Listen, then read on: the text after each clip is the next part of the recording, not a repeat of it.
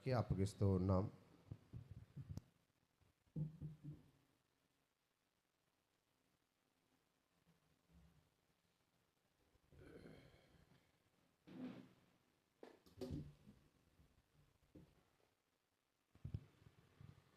కూడి వచ్చిన మీ అందరికీ ప్రభు రక్షకుడైన యేసుక్రీస్తు వారి నామంలో వందనాలు తెలియజేస్తూ ఉన్నాం.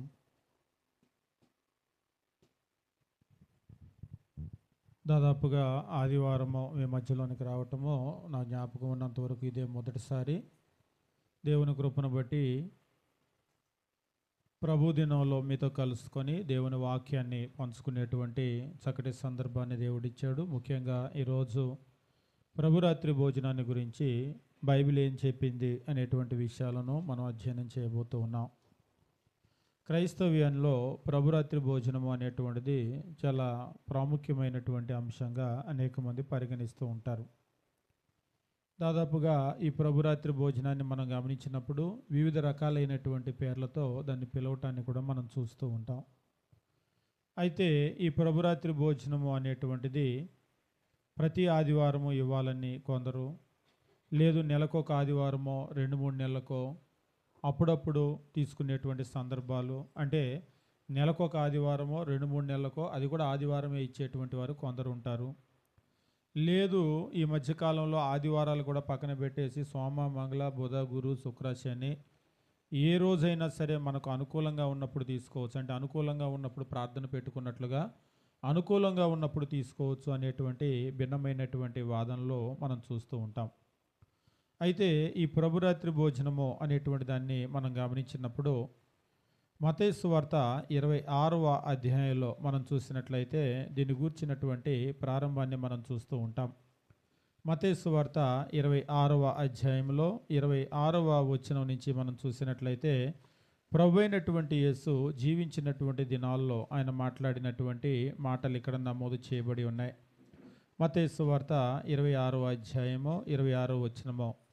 వారు భోజనము చేయుచుండగా యేసు ఒక రొట్టె పట్టుకొని దానిని ఆశీర్వదించి విరిచి తన శిష్యులకిచ్చి, మీరు దీన్ని తీసుకొని తినుడి, ఇది నా శరీరం అని చెప్పెను.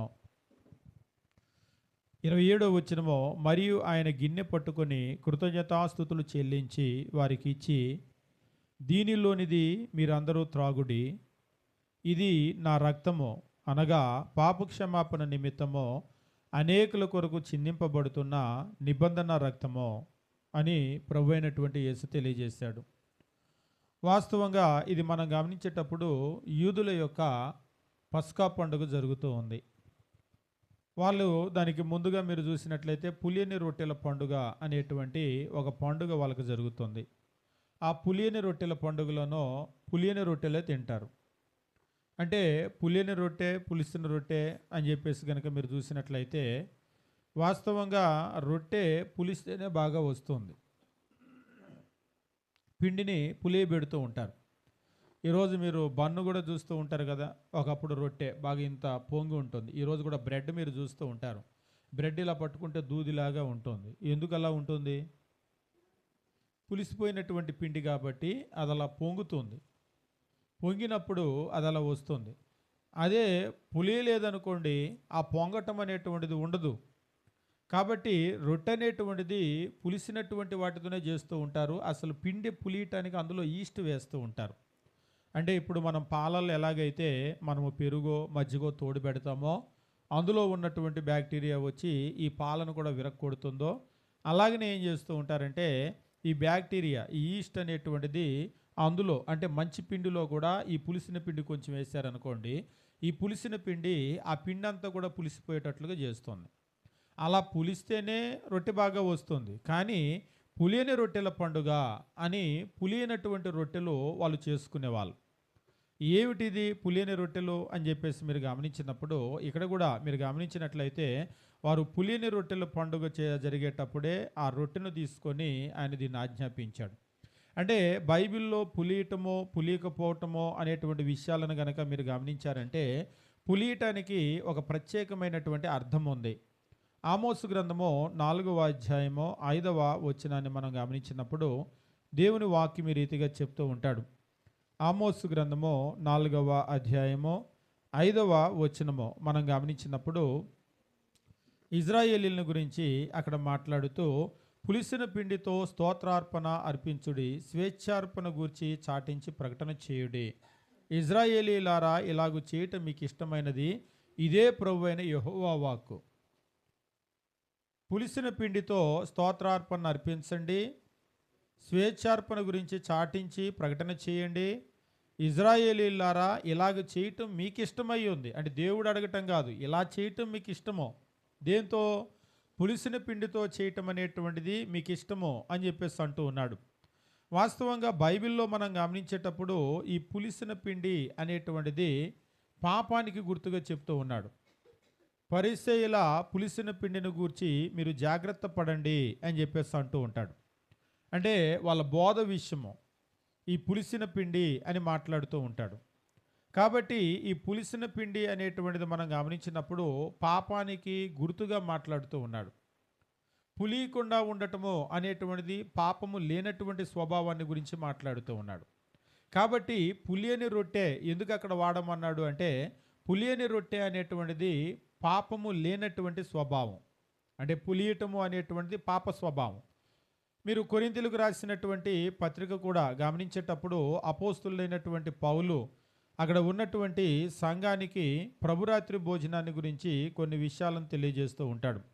కొన్ని విషయాలను తెలియజేసేటప్పుడు ఇక్కడ ప్రభురాత్రి భోజనాన్ని గురించి మాట్లాడేటువంటి సందర్భాన్ని గురించి మనం చూస్తూ ఉంటాం. కొరింథీయులకు రాసిన మొదటి పత్రిక 5వ అధ్యాయము ఒకడు తన తండ్రి భార్యను ఉంచుకున్నాడట అని చెప్పేసి అంటూ ఉంటాడు. 5వ అధ్యాయము 1వ వచనం మనం గమనించినప్పుడు, ఒకడు తన తండ్రి భార్యను ఉంచుకున్నాడట, అట్టి జారత్వము అన్యజనుల్లోనైనా సరే జరగదు అని చెప్పేసి అంటూ ఉన్నాడు. కాబట్టి ఇప్పుడు ఆయన్ని గురించి ఏమంటున్నాడంటే 5వ అధ్యాయం 6వ వచనము, మీరు అతిశయపడుట మంచిది కాదు, పులిసిన పిండి కొంచెమైనను ముద్దంతా పులియజేయనని మీరు ఎరగరా. అంటే ఇప్పుడు ఆయనలో ఉన్న జారత్వము, సంఘములో ఉన్న పాపాన్ని గురించి ఏమంటున్నాడంటే అది పులిసిన పిండి. పులిసిన పిండి ఎలాగైతే ముద్దంతా కూడా పులిసిపోయేటట్లు చేస్తుందో, ఈ పాప స్వభావము మిగిలిన అందరినీ కూడా పాపములోనికి నడిపిస్తుంది. పాపానికి ఉన్న ఒక స్వభావం ఏంటంటే, ఇప్పుడు మీరు ఒక 10 లీటర్లు పాలు ఉన్నాయి అనుకోండి, ఆ 10 లీటర్ల పాలు వెచ్చబెట్టారు, దాన్ని తోడు పెట్టాలంటే అందులో 10 లీటర్ల మజ్జిగ పోయాలా? ఎన్ని లీటర్లు? 1 లీటర్ మజ్జిగ పోయాలా? ఒక 1/2 లీటర్ పోయాలా? ఎంత? ఒక స్పూను, ఒక 4 చుక్కలు, అంతేనా? ఒక 4 చుక్కలు 10 లీటర్ల పాలల్లో 4 చుక్కలు వేస్తే ఏమైద్దిలే అని అనుకుంటాం. ఏమైద్ది అనేది తెల్లారికి చూస్తే అర్థమవుతుంది. తెల్లారేసరికి ఈ 4 చుక్కలు ఎలా ఉన్నాయో ఆ 10 లీటర్లని అలా మార్చేస్తాయి. 4 లీటర్లు కాదు, 100 లీటర్లు ఉన్న అదే పరిస్థితి. అంతేగాని ఈ 10 లీటర్లు కలిసి ఆ 4 చుక్కల్ని కూడా పాలలాగా మార్చలేవు. పాపానికి ఉన్నటువంటి స్వభావం ఏమిటి అంటే, పాపం అనేటువంటిది ఒక పులిసిన పిండి. అది ఏం చేస్తుందంటే మిగిలినటువంటి సంఘమంతటిని కూడా అలా మార్చేస్తుంది. అందుకని అంటున్నాడు, మీరు అతిశయపడటం మంచిది కాదు, పులిసిన పిండి కొంచెమైనా ముద్దంతా పులియజేయనని మీరు ఎరగరా. 7వ వచనంలో చెప్తున్నాడు, మీరు పులిపిండి లేనివారు గనక కొత్త ముద్ద ఆగుటకై ఆ పాతదైన పులిపిండిని తీసి పారవేయుడి. అంటే ఆ పాపాన్ని దూరం చేయండి. కాబట్టి పులియని రొట్టెల పండుగ ఏమిటి? ఈ పులియని రొట్టె, పులిసిన రొట్టె అంటే బైబిల్లో మనం చూసేటప్పుడు ఈ పులిపిండి అనేటువంటిది పాపాన్ని సూచిస్తూ ఉంటుంది. ఎందుకు పులియని రొట్టె వాడాలి అంటే, కొంతమంది మరీ ఘోరంగా ఏం చేస్తూ ఉంటారంటే, అసలు ప్రభురాత్రి భోజనంలో నేరుగా బ్రెడ్ తీసుకొచ్చి పెడతారు, బన్ను. ఒకసారి మేము మెడ్రాసులో చదువుకునే రోజుల్లో కూడా ఏం జరిగిందంటే, ఒక సిస్టరు రొట్టె తీసుకొని వస్తూ ఉంటుంది. ప్రతి వారం ఆమె తెస్తుంది. ఎందువల్ల ఆమె మానేసింది ఆ వారం చెప్పు ఉంటుంది. అయితే అందరూ ఏం చేశారంటే, అక్కడ బోర్లు ఇచ్చి ఉంచుతారు, మిగిలినన్ని పెట్టి ఉంచుతారు. వచ్చిన వాళ్ళందరూ బోర్లు ఇచ్చి ఉంచితే అందులో రొట్టె ఉందేమో, ప్రతి వారం ఉంటుంది కదా. తీరా ప్రార్థన చేసేటప్పుడు అది తీసేసరికి అందులో రొట్టె లేదు. రొట్టె లేకపోతే కిందట మేము కూర్చున్నాం, ఇంకో పాట పాడదాం అన్నారు. ఏంటి ఇప్పుడు పాట పాడుతున్నారు అంటే, ఇంకో పాట పాడదాం అన్నారు. ఆ పాట అయిపోయిన తర్వాత ఇంకో పాట పాడుతూ ఉన్నారు. ఈలోపు అక్కడ జరిగినటువంటి విషయం ఏంటంటే, రొట్టె మర్చిపోయారు. రొట్టె చేయించడానికి వెళ్ళారు. అప్పుడు వెళ్ళి రొట్టె చేయిస్తూ ఉన్నారు. అంటే రొట్టె చేయించి తెచ్చారు కాబట్టి సరిపోయింది. కొంతమంది ఏం చేస్తారంటే ఒకసారి ఒక చోట వెళ్ళి కొట్లో బ్రెడ్ కొనుక్కొచ్చేసారు. బ్రెడ్ మనం వాడొచ్చా? రొట్టె కదా అని అంటున్నారు. రొట్టె, కానీ ఏ రొట్టె? అసలు బ్రెడ్ అంటేనే పులిసిన పిండితోనే చేస్తారు. పులిసిన పిండి కాకపోతే బ్రెడ్డే రాదు. అది మనం వాడకూడదు. ఎందుకు వాడకూడదంటే ఏదైనా రొట్టె కదా అని అంటారు కొంతమంది. రొట్టె కాదు, అందులో పులియని గుణము అనేటువంటిది అక్కడ ఖచ్చితంగా దేవుడు సూచిస్తూ ఉన్నాడు. పులిసిన పిండి అనేటువంటిది పాపానికి నిదర్శనం. కాబట్టి ఎట్టి పరిస్థితుల్లో కూడా పులిసినటువంటి పిండి ఉండకూడదు. కాబట్టి ఖచ్చితంగా పులిసినటువంటి పిండి అక్కడ పెట్టకూడదు. మీరు ఆర్సీఎంలో కూడా చూసినప్పుడు మాస్ అని ఇస్తూ ఉంటారు, చిన్న చిన్నది. వాళ్ళే వైన్లో ముంచి వాళ్ళే నోట్లో పెడుతూ ఉంటారు బ్రెడ్. కాబట్టి బ్రెడ్ని గురించి మనం తెలుసుకోవాల్సినటువంటి విషయం ఏమిటి అంటే ఎట్టి పరిస్థితుల్లో పులిసిన పిండితో దాన్ని చేయకూడదు అనేటువంటి విషయం మనం గమనించాలి. ఎందుకు అంటే పులిపిండి అనేటువంటిది పాపానికి గుర్తు. కాబట్టి పాపం లేనటువంటిదిగా ఉండాలి అనేటువంటిది దేవుని యొక్క ఆలోచన. అందుకనే మనకి ఇక్కడ క్రీస్తు ప్రభు కూడా దాన్ని ఆజ్ఞాపించినటువంటి సందర్భంలో మీరు కనుక గమనించినట్లయితే అది పులియని రొట్టెల పండుగలో ఆయన ఆ రొట్టెను తీసుకున్నాడు. 26వ అధ్యాయం గమనించాం మత్తయి సువార్తలో. మనము 26 నుండి 28 వచనాలు మనం చూసినప్పుడు క్రీస్తు ప్రభు ఆయన దాని గురించి ఆజ్ఞాపించినప్పుడు ఈ రీతిగా చెప్పినట్లుగా మనం చూస్తూ ఉంటాం.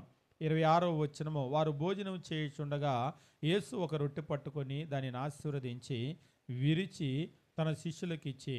ఇక్కడ విరిచి అనేటువంటి దగ్గర కూడా ఒక వివాదం ఉంటుంది అప్పుడప్పుడు. అంటే కొన్ని స్థానిక సంఘాల్లో అసలు రొట్టె ఎలా చేయాలి అని చెప్పేసి, రొట్టె ఇలాగ విరిస్తే విరగాలి, తుంచితే తునకూడదు. అంటే తుంచటానికి విరవటానికి వ్యత్యాసం ఉందా అంటే రెండు ఒకటేనా? లేదా తుంచటం అంటే ఏంటి, విరవటం అంటే ఏంటి?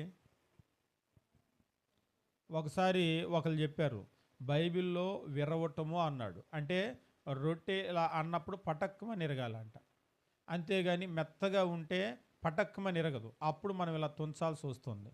నేను అన్నాను, తెలుగును బట్టి బాగానే ఉంది, కానీ ఇంగ్లీష్లో అంటూ ఉంటాడు, as they were eating Jesus took bread blessed and broke it. Breaking the bread అని అంటూ ఉంటాడు. బ్రేకింగ్, విరక్కొట్టినా బ్రేకింగే, తుంచినా బ్రేకింగే. విరక్కొట్టినా తుంచినా బ్రేకింగే. తెలుగులో విరవటము అనే పదం వచ్చేసరికి వీళ్ళు ఏమనుకుంటారంటే విరవటం అంటే పటకమనే శబ్దం రావాలేమో అని అనుకుంటారు. కాబట్టి పటకమనే శబ్దం వస్తేనే విరిచినట్టు కాదు. విరవటం అంటే బ్రేకింగ్ అనేటువంటిది దాని నుంచి వేరు చేయటం. తుంచినా వేరవుతుంది, ఒకవేళ శబ్దం వచ్చి అలా చేసినా వేరవుతుంది. ఇక్కడ చేయాల్సింది ఏంటంటే దాని నుంచి విరిచాడు లేదా తుంచాడు, అందులో నుంచి వేరు చేశాడు అనేటువంటి అర్థాన్ని ఇస్తూ ఉన్నాడు. కాబట్టి కొంతమంది అలా శబ్దం వస్తేనే కరెక్ట్ రొట్టె, లేకపోతే కరెక్ట్ రొట్టె కాదు అనేటువంటి ఒక వాదన కూడా ఉంది. దాన్ని కూడా మనం గుర్తు చేసుకోవాలి. కాబట్టి దాని నుంచి వేరు చేయటాన్ని గురించి మాత్రమే మాట్లాడుతున్నాడు. మూడో విషయం ఏంటంటే రొట్టెను గురించి. రొట్టెలో ఏ పిండి వాడాలి అని కొంతమంది అడుగుతూ ఉంటారు. రొట్టెలో ఏ పిండి వాడాలి అంటే మనం తెలిసి గోధుమ పిండి వాడుతూ ఉంటాం. ఎందుకు గోధుమ పిండి? మన భారతదేశంలో రాగి పిండి, సజ్జ పిండి, జొన్న పిండి బాగా దొరుకుతాయి కదా, అవి వాడుకోకూడదా అంటే ఒకళ్ళు అడిగారు, అసలు బైబిల్ అంతా కూడా వాళ్ళు ఆ రోజుల్లో బార్లీనే తినేవాళ్ళు కదండి, బార్లీ రొట్టె చేసుకోకూడదా అని, ఎందుకు గోధుమ రొట్టె చేయాలి అని. వాస్తవంగా మనం గమనించినప్పుడు బైబిల్ కాలంలో ఎవలు రొట్టెలు అనేది ఎక్కువగా బార్లీ రొట్టె వినపడుతూ ఉంటుంది. కాకపోతే మనం గమనించినప్పుడు బార్లీ వాడారు, గోధుమ వాడారు. బార్లీ అనేటువంటిది ఆ రోజుల్లో ధర తక్కువగా ఉండేది, గోధుమలు కొంచెం ధర ఎక్కువగా ఉండేది. కాబట్టి వాళ్ళు ఏం చేసేవాళ్ళు అంటే ముఖ్యంగా ఇలాంటి పండుగలు ఈ సందర్భాలలో గోధుమ రొట్టెను ఉపయోగించేవాళ్ళు. మనకు కూడా ఒకప్పుడు బియ్యం ఇవేళలాగా వరన్నం దొరికేది కాదు, రాగులు, జొన్నలు, సజ్జలు తినేవాళ్ళు. కానీ పండగ వచ్చినప్పుడు మాత్రం వరన్నం వండుకునేవాళ్ళు. నాకు తెలిసి ఒక 20-30 సంవత్సరాల క్రితమో ఊర్లో చదువుకోవటానికి ఎవరైనా పిల్లలు వెళ్తే మామూలుగా పల్లెటూరులో అంతా కూడా జొన్న అన్నమో లేకపోతే సజ్జలు ఇవి వండుకునేవాళ్ళు. పిల్లలు చదువుకునే వాళ్ళు టౌన్ నుంచి వచ్చినప్పుడు వాళ్ళ కొరకు మాత్రం ఎక్కడికన్నా వెళ్ళి బియ్యం తెచ్చి వండేవాళ్ళు. అంటే రోజు అది తిన్నా కానీ ప్రత్యేకమైన సందర్భాల్లో మాత్రం కొంచెం ఖరీదైనా సరే వాటిని తెచ్చి వండుకుంటూ ఉంటారు. కాబట్టి ఇజ్రాయేలీని కూడా చూసినప్పుడు సాధారణంగా వాడేది ఎవల రొట్టెలే, బార్లీనే. కానీ పర్టికులర్గా ఈ సందర్భాల్లో చూసినప్పుడు వాళ్ళు గోధుమలు వాడేవాళ్ళు. అందుకనే మనం కూడా గోధుమ రొట్టె వాడుతూ ఉంటాం. గోధుమ రొట్టె, అది కూడా పులియని రొట్టె మనం చేస్తూ ఉంటాం. అందులో కూడా గట్టిగా ఉండి పటకమని ఎరగాల, లేకపోతే తుంచినా పర్వాలేదా అంటే ఎలా చేసినా అర్థం ఒకటే. అంటే విరవటము అంటే శబ్దమే రావాల్సిన అవసరం లేదు. దాన్ని బ్రేకింగ్ అని అంటూ ఉంటాడు. అంటే దాని నుంచి వేరు చేయటము అని అర్థము. మీరు ఎలా చేసినా కానీ వేరు చేయటం అవుతుంది. కాబట్టి ఆ అర్థంతో అది చెప్పబడింది. ఇందులో మనం గమనించేటువంటి విషయం ఏమిటంటే, ఇది మీరు తీసుకొని తినుడి, ఇది నా శరీరం అని చెప్పేసి యేసు ప్రభు చెప్తూ ఉన్నాడు. అంతేకాదు, ఆయన గిన్నె పట్టుకొని కృతజ్ఞతాస్తుతులు చెల్లించి వారికి ఇచ్చి, దీనిలోనిది మీరందరూ కూడా త్రాగండి అని చెప్పేసి అంటున్నాడు. ముఖ్యమైనటువంటి విషయం ఏమిటి అంటే, అసలు ప్రభురాత్రి భోజనం అనేటువంటిది ఏమిటి? ప్రభురాత్రి భోజనము ఏమిటి? ఎందుకు ప్రభురాత్రి భోజనం చేయాలి? ప్రభురాత్రి భోజనం అసలు మనం ఎందుకు చేస్తూ ఉంటాం? ఎందుకు చేయాలి అసలు ప్రభురాత్రి భోజనం అనేటువంటిది? దీని గురించి అపోస్తులైనటువంటి పౌలు కొరింథీయులకు పత్రిక రాసినప్పుడు అక్కడ చాలా స్పష్టంగా ఒక పాయింట్ని చెప్తూ ఉంటాడు. కొరింథీయులకు రాసినటువంటి మొదటి పత్రిక మనం గమనించినప్పుడు 11వ అధ్యాయము 23 నుండి 25 వచనాలు చూసినట్లయితే, ఇక్కడ అపోస్తులైనటువంటి పౌలు కొరింథీ సంఘానికి చెప్తూ, నేను మీకు అప్పగించిన దానిని ప్రభు వలన పొంది తిని, ప్రభువైన యేసు తాను అప్పగింపబడిన రాత్రి ఒక రొట్టెను ఎత్తుకొని కృతజ్ఞతాస్తుతులు చెల్లించి దాన్ని విరిచి, ఇది మీ కొరకైన నా శరీరము, బాగా గమనించండి, నన్ను జ్ఞాపకము చేసుకొనుటకై దీనిని చేయుడని చెప్పాను. నన్ను జ్ఞాపకము చేసుకొనుటకై దీనిని చేయుడని చెప్పాను. అంటే ప్రభురాత్రి భోజనం అనేటువంటిది ఎందుకు చేయమన్నాడు? ఆయన్ని జ్ఞాపకం చేసుకోవటానికి చెయ్యాలి. అంటే ప్రభురాత్రి భోజనం మనం రొట్టె తీసుకుంటున్నామో, ఏదో దగ్గరకు వచ్చింది కదా అని విరిచి నోట్లో పెట్టుకుంటున్నామో, ద్రాక్ష రసం వచ్చింది కదా అని నోరు తెరిచి నోట్లో పోసుకుంటున్నామో, కానీ ఆయన్ని జ్ఞాపకం చేసుకోలేదు. ఎందుకంటే ఒక్కోసారి బాడీ ప్రజెంట్ మైండ్ ఆబ్సెంట్ అన్నట్టుగా ఇక్కడ కూర్చొని ఎటో ఆలోచన చేస్తూ ఉంటాం. ప్రభురాత్రి భోజనం ఎటో ఆలోచన చేస్తూ ఉంటాం. ఈ లోపు రొట్టె వస్తుంది, తీసి నోట్లో పెట్టుకుంటాం, ఎటో ఆలోచన చేస్తాం. లేకపోతే అసలు ఏ ఆలోచన చేయం, తలదించుకొని ఇలా కూర్చుంటూ ఉంటారు కొంతమంది. ఏ ఆలోచన చేయరు, రాగానే తీసి నోట్లో పెట్టుకుంటారు. అసలు ఏ ఆలోచన చేయరు. ఏ ఆలోచన చేయకపోయినా తప్పే, ఎటో ఆలోచన చేసినా తప్పే. మరి ఏం చేయాలి? ఏం చేస్తే ప్రభురాత్రి భోజనం బాగా మనము చేసినట్లు, బైబిల్లో చెప్పినట్లు చేసినట్లంటే, బైబిల్లో చెప్తూ ఉన్నాడు, నన్ను జ్ఞాపకము చేసుకుంటకై దీనిని చేయుడి. అంటే ప్రభురాత్రి భోజనము అనేటువంటిది ఏదో వచ్చింది కదా అని విరిచి నోట్లో పెట్టుకునే రొట్టె, ఏదో వచ్చింది కదా అని నోట్లో పోసుకునే ద్రాక్షరసం కాదు. మరి ఏమిటది అంటే, ప్రభువుని జ్ఞాపకం చేసుకోవటానికి చేయాలి. ఆయన్ని గనక మనం జ్ఞాపకం చేసుకోకపోతే, మనం తీసుకున్నటువంటి ప్రభురాత్రి భోజనమే కాదు. ఉరిగినే రొట్టె నోట్లో పెట్టుకున్నాం, ద్రాక్షరసం నోట్లో పోసుకున్నాం. ఇప్పుడు మీరు గమనించండి, ప్రతి ఆదివారం మనం రొట్టె ద్రాక్షరసం తీసుకునేటప్పుడు ఆయన్ని జ్ఞాపకం చేసుకునే తీసుకుంటున్నామా? జ్ఞాపకం చేసుకోవటము అనేటువంటిది మన మనస్సుకు సంబంధించినటువంటిది, అంతేనా? జ్ఞాపకాలన్నీ కూడా ఇక్కడ ఉంటాయి, అంతేనా? ఇప్పుడు మనిషికి ఉన్నటువంటి ఒక గొప్పతనం ఏమిటి అంటే, ఉదాహరణకి ఇక్కడ బజార్లో ఒక కుక్క ఉందనుకోండి. కుక్క ఉంటే దానికి నిన్న రాత్రి బిర్యానీ పెట్టారు, ఇవాళ ఏమీ పెట్టలేదు, ఆకలితో పడుకుంది. నిన్న శనివారమే బాగుంది, చక్కగా మంచి బిర్యానీ తిని పడుకున్నా, ఇవాళ ఆదివారం అయినా సరే ఎవరు ముద్ద కూడా వేయలేదు నాకు అని నిన్నటి గురించి ఆలోచన చేయగలదా అది? అంటే దానికి శుక్రవారం శనివారం అని తెలియదు, మనకు తెలిసినట్టుగా వారాలు. అయితే అది అలా ఆలోచన చేయగలదా అంటే చేయలేదు. ఇప్పుడు మీరు మనుషుల్ని చూడండి, ఒక్కోసారి ఒక్కలమే కూర్చొని నవ్వుకుంటూ ఉంటాం. ఏంటి నవ్వుతున్నావు అంటే ఏదో గుర్తొచ్చిందిలే అని అంటాం. అంటే మనిషి ఏం చేస్తాడంటే, ఇక్కడ ఉన్నటువంటి ఇప్పుడు సమయము దాదాపుగా 10 గంటల 47 నిమిషాలు. ఇక్కడి నుంచి వెనక్కి వెళ్తాం, నిన్నటికి వెళ్తాం, పోయిన నెలకి వెళ్తాం, పోయిన సంవత్సరానికి వెళ్తాం, అసలు చిన్నప్పుడు సంగతుల్లోకి వెళ్తాం, వెళ్ళవన్నీ గుర్తు తెచ్చుకుంటూ ఉంటాం. దేవుడు మానవుడికి అటువంటి గొప్ప శక్తిని ఇచ్చాడు. మీరు జీవుల్లో చాలా జీవులకు గనక చూసినట్లయితే, వెనక్కి వెళ్ళి అంత గుర్తు తెచ్చుకునేటువంటి జ్ఞాపక శక్తులు వాటికి ఇవ్వలేదు, మనిషికి ఇచ్చాడు. కాకపోతే మనిషి మంచిని గుర్తుపెట్టుకోడు, కానీ ఎవరన్నా మంచి చేస్తే గుర్తుపెట్టుకోరు. పలానోళ్ళు నాకు ఎంత మేలు చేశారని గుర్తుపెట్టుకోరు. ఎవరన్నా కీడు చేశారనుకోండి, నేను మర్చిపోను, చచ్చేదాకా గుర్తుపెట్టుకుంటా అంటారు. నిజంగానే గుర్తుపెట్టుకుంటారు. పొరపాటున టైం వచ్చిందనుకోండి, అప్పుడు నువ్వేమన్నావు అని అంటారు. వాళ్ళకు గుర్తుండదు, వీళ్ళే గుర్తు చేస్తారు. అంటే మనకు మంచి అయితే గుర్తుండదు కానీ చెడు అయితే బాగా గుర్తుంటుంది. కొంతమంది నాకు మతిమరుపు వచ్చిందంటారు. అదంతా ఒట్టి మాట. వాళ్ళని ఏదన్నా తిట్టండి, మతిమరుపు ఉండదు, ఏముండదు. మళ్ళీ తెల్లారి గుర్తు చేస్తారు, నిన్నేమన్నావు నువ్వని. అదేంటి నీకు మతిమరుపుగా మర్చిపోలేదా అంటే, ఇలాంటివన్నీ మర్చిపోరు. మతిమరుపు వస్తుంది కానీ ఇలాంటివన్నీ మర్చిపోరు. కానీ మనం గమనించినప్పుడు మనకిచ్చినటువంటి జ్ఞాపక శక్తిని దేవుడు దేనికి ఉపయోగించమంటున్నాడంటే, నన్ను జ్ఞాపకము చేసుకుంటకై దీనిని చేయుడే. ఆ ప్రభురాత్రి భోజనం మనం తీసుకునేటప్పుడు ఏమిటి ప్రభురాత్రి భోజనము అంటే, ప్రభురాత్రి భోజనం lord supper is a memorial. అది ఒక జ్ఞాపకార్థానికి చిహ్నంగా ఉంది. ఉదాహరణకు లోకంలో మనకి జ్ఞాపకార్థాలు తెలియనటువంటిది కాదు మెమోరియల్ అనేటువంటిది. మనం చనిపోయినప్పుడు మళ్ళీ వచ్చే సంవత్సరం కూడా జ్ఞాపకార్థ కూడిక పెడుతూ ఉంటాం. అంటే మళ్ళీ జ్ఞాపకం చేసుకోవటం చేస్తూ ఉంటామా? జ్ఞాపకార్థ కూడికలు అని అంటూ ఉంటాం. ఆ మనిషిని జ్ఞాపకం చేసుకుంటూ ఉంటాం. లోకంలో మనం గమనించినప్పుడు విగ్రహాలు పెడుతూ ఉంటారు. ఎందుకు ఆ విగ్రహం? జ్ఞాపకం చేసుకోవటం, గుర్తు చేసుకోవటం వాళ్ళందరినీ. గాంధీ బొమ్మలు పెడుతూ ఉంటారు, నెహ్రూ పెడుతూ ఉంటారు, లేకపోతే రాజకీయ నాయకులు పెడుతూ ఉంటారు, లేకపోతే గొప్ప వ్యక్తులు ఎవరినైనా పెడుతూ ఉంటారు. ఆ విగ్రహం పెట్టకపోతే ఏంటి అంటే, ఆ విగ్రహం పెట్టేటప్పటికి ఆ విగ్రహాన్ని చూడగానే మనకు గుర్తొస్తూ ఉంటుంది, గాంధీ అని చెప్పేసి గుర్తొస్తూ ఉంటుంది.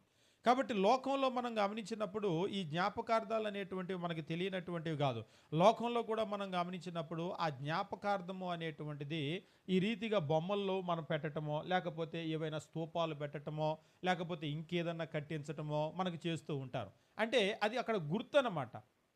ఇజ్రాయేలీల చరిత్ర కూడా మీరు చూసినప్పుడు దేవుడు ఇలాంటి జ్ఞాపకార్థాలను నియమించాడు.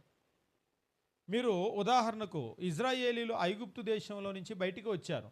బయటికి వచ్చిన తర్వాత వాళ్ళకు పస్కా అనేటువంటి ఒక పండుగ ఇచ్చాడు. ఏమిటా పస్కా పండుగ? ఇట్స్ ఎ మెమోరియల్, జ్ఞాపకార్థం. అది దేని జ్ఞాపకార్థం? ఐగుప్తు దేశంలో ఉన్నప్పుడు పస్కా అంటే విడుదల. ఐగుప్తు దేశంలో ఉన్నప్పుడు వాళ్ళు బానిసత్వంలో ఉన్నారు.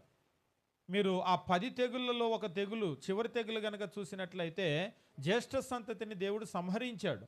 సంహరించినప్పుడు దేవుడు ఏం చేశాడంటే ఆ పస్కా పశువు దాని రక్తాన్ని తీసుకొని ఆ డోర్ పోస్టులు ఏవైతే ఉన్నాయో గుమ్మాల కమ్మిలికి వ్రాయమని అన్నాడు. దేవుడు మరణదూతను పంపించినప్పుడు ఏ గుమ్మానికైతే రక్తం ఉంటుందో లోపలికి రాలేదు. ఏ గుమ్మానికి రక్తం లేదో ఐగుప్తీల ఇళ్ళ అన్నింటిలో కూడా వచ్చి ఆ ఇంట్లో ఉన్నటువంటి జ్యేష్ఠ సంతతిని సంహరించాడు. కాబట్టి మనం గమనించినప్పుడు అక్కడ జరిగినటువంటి ఆ పస్కా ఏదైతే ఉందో ప్రతి సంవత్సరం విడుదల పొందిన తర్వాత కూడా ఆ పస్కాని జ్ఞాపకం చేసుకోమన్నాడు దేవుడు. ఇజ్రాయేలీల్లో ఇప్పటికి కూడా ఒక పండుగ. ఎప్పుడు ఎప్పుడు జరిగినటువంటి సంఘటన, ఎప్పుడు పండుగ చేసుకుంటున్నారంటే, ఎప్పుడో క్రీస్తు రావటానికి పూర్వము 1500 సంవత్సరాల క్రితం జరిగిన సంఘటన ఇప్పటికి కూడా భూమి మీద మీరు యూదా దేశం వెళ్తే పస్కా పండుగ చేసుకుంటారు. అంటే ఎప్పుడో ఇప్పటి నుంచి కనుక లెక్కేస్తే క్రీస్తు రావడానికి ఒక 2000, అంతకుముందు ఒక 1500, అంటే మొత్తం 3500 సంవత్సరాల క్రితం జరిగిన ఆ సంఘటనని ఇప్పుడు కూడా జ్ఞాపకం చేసుకుంటున్నారు. మనమేం చేస్తున్నామంటే 2000 సంవత్సరాల క్రితం జరిగినటువంటి క్రీస్తు యొక్క శ్రమలను జ్ఞాపకం చేసుకుంటూ ప్రతి ఆదివారం, వాళ్ళకైతే సంవత్సరానికి ఒకసారి దాన్ని ఆచరించమన్నాడు, దీన్నైతే ప్రతి ఆదివారం కూడా మనం ఆచరిస్తూ ఉంటాం. కాబట్టి ఈ ప్రభురాత్రి భోజనము అనేటువంటిది ఏమిటి అంటే, నన్ను జ్ఞాపకము చేసుకుంటకే దీన్ని చేయుడి. జ్ఞాపకము చేసుకునేటువంటి ఒక కార్యక్రమం, గుర్తు చేసుకునే ఒక కార్యక్రమం. It's a memorial. కాబట్టి ప్రభురాత్రి భోజనాన్ని గురించి కొంతమంది ఏమని అనుకుంటారంటే, ప్రభురాత్రి భోజనం ఆ రొట్టె విరిచి నోట్లో పెట్టుకుంటే, ద్రాక్షరసం నోట్లో పోసుకుంటే నాకు ఒక మంచి ఎనర్జీ వచ్చింది అంటున్నాడు ఒక ఆయన. ఎందుకంటే దేవుడు ద్రాక్షరసం కదా, మంచి ఎనర్జీ వచ్చేదని. ఏది ఇంత కప్పు తాగితేనే అంత ఎనర్జీనా? కనీసం తాగాలంటే పోనీ అంత ఎనర్జీ కావాలంటే ఇంత గ్లాస్ తాగాలి, అంతేగా. అదేమో ఇంత కప్పే ఉంటుంది, ఇంత కప్పులో అంత ఎనర్జీ ఉంటుందంటే దేవుడిది కదండి అంటున్నాడు. మీరు చూడండి, ఒక్కోసారి మనుషులు ఏం చేస్తూ ఉంటారంటే మన దేశంలో ప్రసాదాలు ఇస్తూ ఉంటారు, ఇంతే ఇస్తారు. ప్రసాదం ఇచ్చినా కానీ అంత కళ్ళకద్దుకొని నోట్లో వేసుకుంటాం. అది తింటే మనకి ఏదో జరిగిపోతుందనే ఒక భావన. గుడికోళ్ళు వచ్చి ఒక చిన్న కొబ్బరి ముక్క ఇస్తారు. ఆ చిన్న కొబ్బరి ముక్క పెద్ద, అంటే కొబ్బరి ముక్క చిన్నదే కానీ అది పెద్ద పని చేస్తుంది, పెద్ద కార్యం చేస్తుంది అని చెప్పేసి మనం అనుకుంటూ ఉంటాం. చిన్న తాయిత్తు కట్టుకుంటాం, చిన్న తాయిత్తే కానీ పెద్ద కార్యం చేస్తుంది అని మన నమ్మకం. అలాగా వీళ్ళు కూడా ఏమనుకుంటారంటే ప్రభురాత్రి భోజనం గనక, అంటే ఆ రొట్టె ద్రాక్షరసం తీసుకుంటే నా ఒంట్లో ఉన్నటువంటి అనారోగ్యాలన్నీ తగ్గిపోతాయని నమ్మేవాళ్ళు ఉన్నారు. ప్రభురాత్రి భోజనం తీసుకుంటే నాకు కలిసి వస్తుంది అనే నమ్మకం ఉండేటువంటి వాళ్ళు కూడా ఉన్నారు. కానీ ప్రభురాత్రి భోజనాన్ని గురించి బైబిల్లో చెప్పింది ఏమిటంటే, అది ఒక జ్ఞాపకార్థమో, అంటే ప్రభువుని జ్ఞాపకం చేసుకునేటువంటి కార్యక్రమమే ప్రభురాత్రి భోజనము. అంతకు మించి మరొకటి చెప్పలేదు. ఇందాక మనం చెప్పినట్లుగా పాత నిబంధన గ్రంథంలో గనక మనం గమనించినట్లయితే యూదులకు పస్కా అనేటువంటిది ఉంది. అది ఒక జ్ఞాపకార్థం. పాత నిబంధన గ్రంథంలో పర్ణశాల పండుగ, గుడారాల పండుగ అని ఒకటి ఉంది.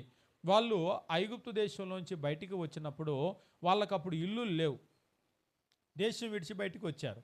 వచ్చినప్పుడు వాళ్ళు గుడారాలు వేసుకొని గుడారాల్లోనే బ్రతికారు. అంటే అక్కడ ఉన్నటువంటి గొంజి చెట్లు, నిరవంచి చెట్లు, అడవిలో ఏ చెట్లు అయితే ఉన్నాయో వాటిని నరుక్కొని వాళ్ళు ఏం చేశారంటే వాళ్ళు గుడిసెలు వేసుకున్నారు, అందులో వాళ్ళు ఉన్నారు. దేవుడు ఏం చెప్పాడంటే ప్రతి సంవత్సరము ఈ డేట్లో ఇలాగనే మీకు ఇల్లున్నా, రేపు నేను దేశం ఇచ్చినా, మీరు ఇల్లు కట్టుకున్నా, మీరు ప్రతి సంవత్సరము ఇదే డేట్లో మీరు ఊరి నుంచి బయటికి వెళ్ళిపోయి గొంజి చెట్లు, నిరవంచి చెట్లు నరుక్కొని వచ్చి మీరు గుడిసెలు వేసుకొని ఆ గుడారాల్లో ఉండండి. మీ పిల్లలు అడుగుతారు ఏంటిది ఇది మనం ఇలా ఉండటం అని. ఒకప్పుడు మనం ఐగుప్తు దేశంలో బానిసలుగా ఉన్నప్పుడు దేవుడు తెప్పించినప్పుడు ఇలా మనం బ్రతికామో అని మీరు వాళ్ళకి గుర్తు చేయాలి.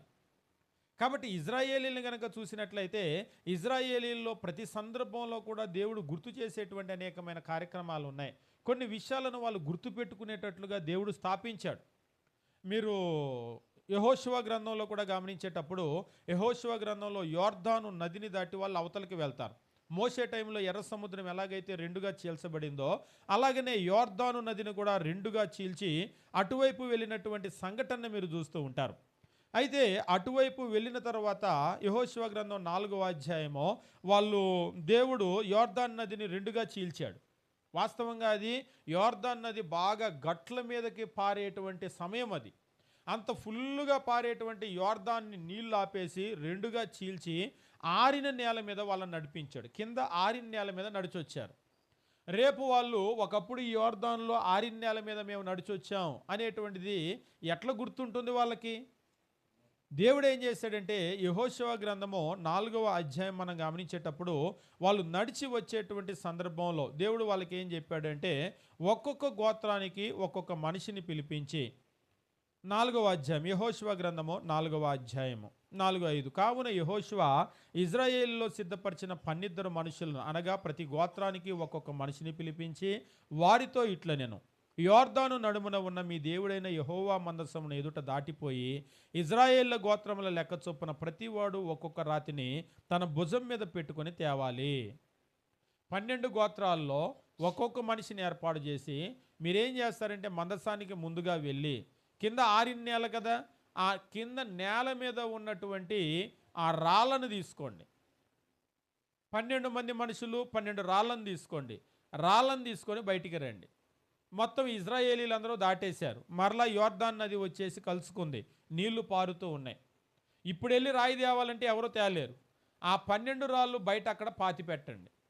ఏమిటి ఆ రాయి అంటే ఆ రాయిని చూసినప్పుడల్లా ఏం గుర్తుకొస్తుంది వాళ్ళకి? యోర్దాన్ నది అడుగు నుంచి తెచ్చాం, అప్పుడు దేవుడు చీల్చాడు కదా. ఉదాహరణకి ఆ రాయి తేకపోతే వాళ్ళకి ఏం గుర్తుండదు. ఆ రాయి తెచ్చారు కాబట్టి వాళ్ళకి ఆ రాయిని చూసినప్పుడల్లా ఎక్కడ రాళ్ళు రాళ్ళు.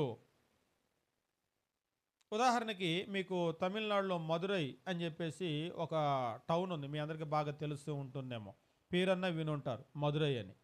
మధుర మీనాక్షి అని చెప్పేసి అంటారు, బాగా తెలుసు కదా. మీనాక్షి టెంపుల్ అక్కడ ఉంది. మీరు కనుక గమనించినట్లయితే ఆ మదురై మీనాక్షి టెంపుల్ రాళ్ళను కనుక చూసినట్లయితే ఇక్కడ రాళ్ళు కాదు. ఎవరైనా రాయి చూడగానే చెప్తారు ఈ రాళ్ళు ఇక్కడ రాళ్ళు కాదు, తమిళనాడు రాళ్ళు కాదని. ఆ రాళ్ళు దాదాపుగా ఢిల్లీ దగ్గర నుంచి తెచ్చి కట్టారు. మీరు చూసారు ఎప్పుడైనా? కిందున్న తమిళనాడు, పైనున్న ఢిల్లీ. ఇక్కడ నుంచి తమిళనాడు రాజులు గెలుచుకుంటూ గెలుచుకుంటూ ఢిల్లీ వరకు వెళ్ళారు. ఢిల్లీ వరకు వెళ్ళి అక్కడ రాళ్ళని తెచ్చి ఇక్కడ కట్టారు. ఆ రాయి చూడగానే ఎవరైనా ఇది ఇక్కడ రాయి కాదే, అదేంటి ఇవి అక్కడ రాళ్ళే, అక్కడ రాళ్ళు ఇక్కడికి ఎలా వచ్చినాయి అనగానే వెంటనే అప్పట్లో వాళ్ళు అక్కడ దాకా గెలుచుకుంటూ వెళ్ళి అక్కడ రాళ్ళు తెచ్చారు అనే చరిత్ర. ఒకవేళ అది కనుక లేకపోతే ఆ చరిత్ర ఉండదు. కాబట్టి దేవుడు లోకంలో ఎలాగైతే మనం విగ్రహాలను ఏదో ఏదో పెట్టి పాత జరిగిపోయినటువంటి సందర్భాలను గుర్తు చేసుకుంటూ ఉంటామో అలా దేవుడు కూడా కొన్ని సందర్భాలను గుర్తు చేసుకునేటట్లుగా పెట్టాడు. అందులో ఈరోజు స్థానిక సంఘంలో మనం ఆచరించే ప్రభురాత్రి భోజనం అనేటువంటిది అదొక మెమోరియల్, జ్ఞాపకార్థము. ఏం జ్ఞాపకం చేసుకోవాలి అందులో అంటే నన్ను జ్ఞాపకము చేసుకున్నట్టుకై ఇలాగూ చేయుడి అని చెప్పేసి అన్నాడు. అంటే మనం ప్రభు అయినటువంటి యేసును జ్ఞాపకం చేసుకోవటానికి ఆ రొట్టె, ఆ ద్రాక్షరసం తీసుకుంటున్నాం.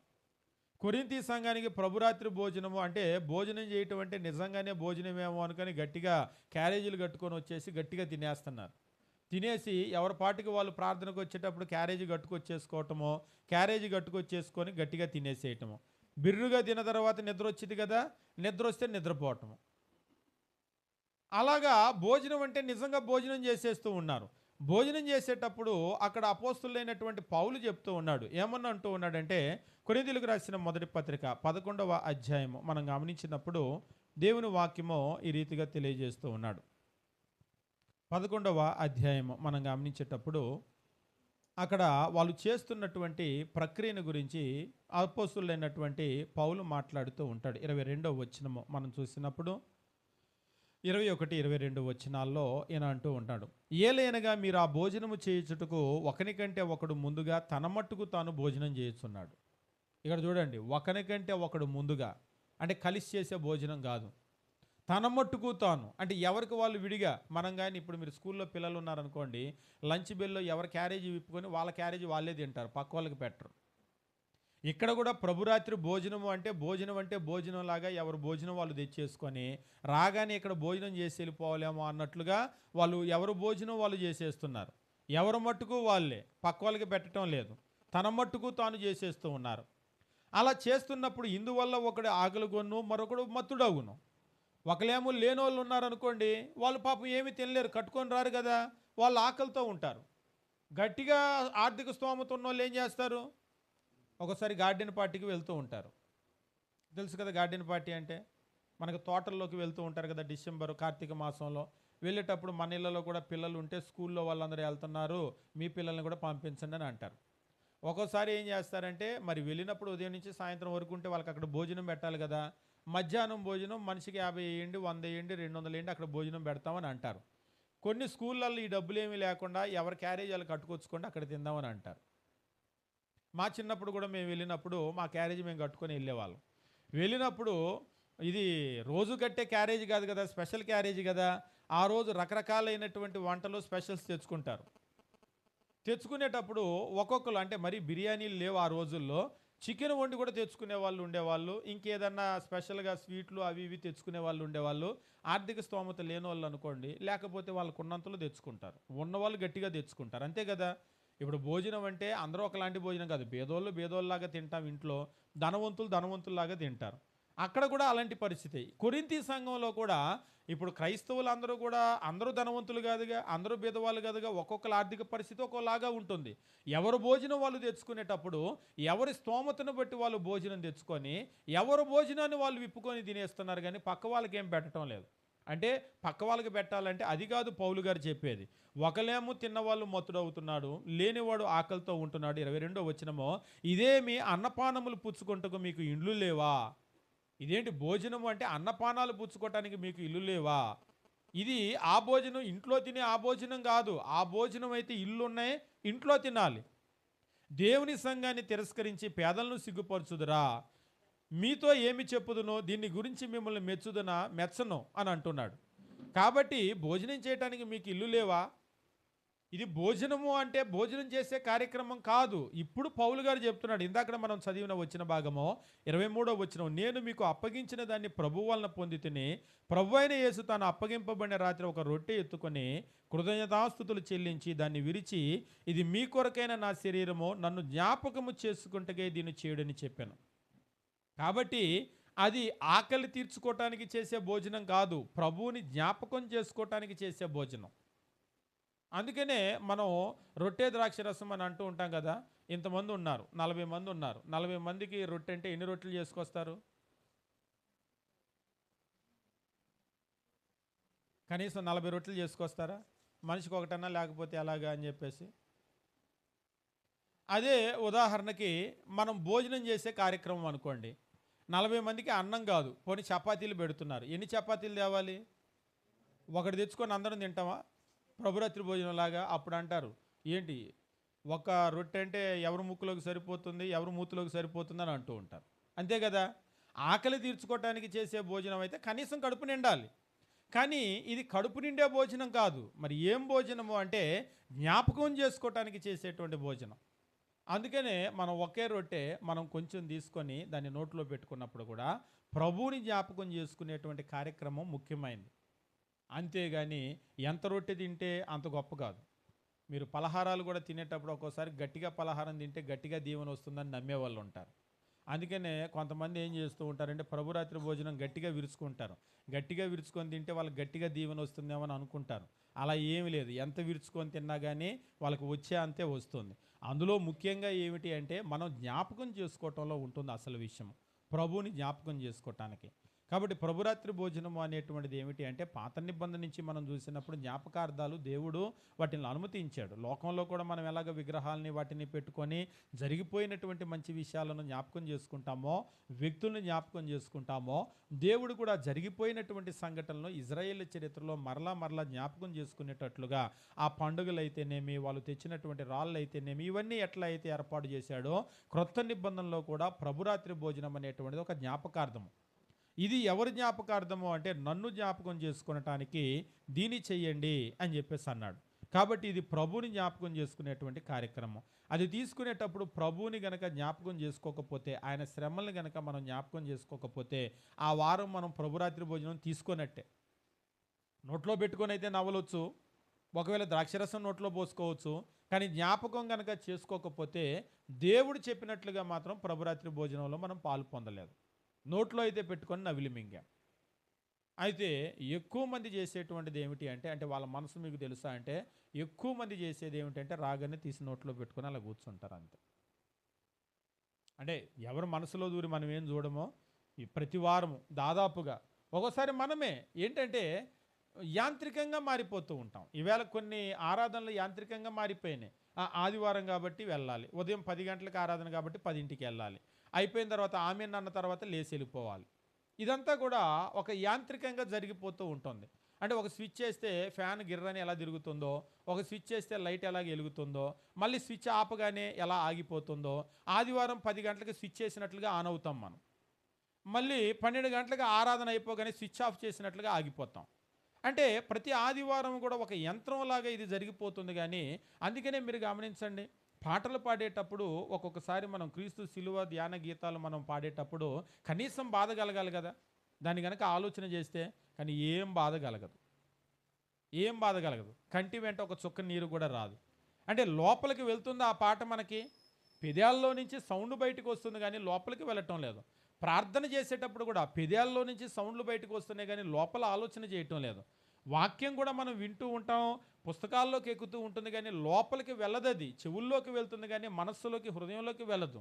ప్రభురాత్రి భోజనం కూడా నోట్లోకి, కడుపులోకి వెళ్తుంది కానీ మనస్సులోకి, హృదయంలోకి వెళ్ళే పరిస్థితి కాదు. కాబట్టి ఈరోజు క్రొత్త నిబంధన ఆరాధన, ఆత్మ సంబంధమైన ఆరాధన కూడా శరీరాలతో మనం చేస్తూ ఉంటాం కానీ అందులో మన ఆత్మ యొక్క పార్టిసిపేషన్ అనేటువంటిది లేకుండా మనం చేస్తూ ఉంటాం. కానీ దేవుడు ఇక్కడ చెప్పినటువంటిది ఏమిటంటే నన్ను జ్ఞాపకం చేసుకోవటానికి, అంటే కేవలం శరీరానికి సంబంధించింది కాదు ప్రభురాత్రి భోజనమో, మన మనస్సు అందులో పాల్గొనాలి, అందులో పాల్గొని దాన్ని చేయాలి.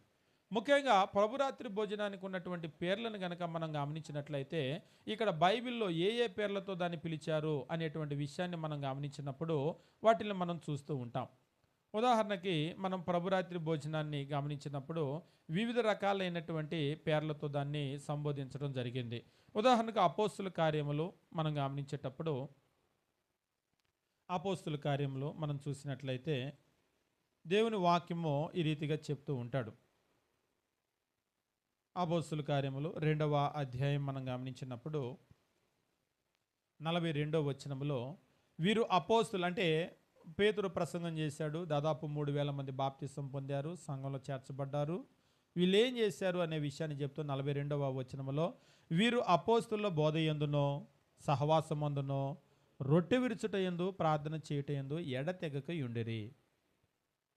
ఇందులో అపోస్తుల బోధలో ఎలాగైతే స్థిరంగా ఉన్నారో, అలాగనే ప్రార్థనలో స్థిరంగా ఉన్నారో, రొట్టె విరవటంలో కూడా ఎడతెగకుండా ఉన్నారు, స్థిరంగా ఉన్నారు, క్రమంగా దాన్ని చేశారని చెప్పేసి అంటూ ఉన్నాడు. ఇక్కడ రొట్టె విరుచుట అని చెప్పేసి అన్నాడు.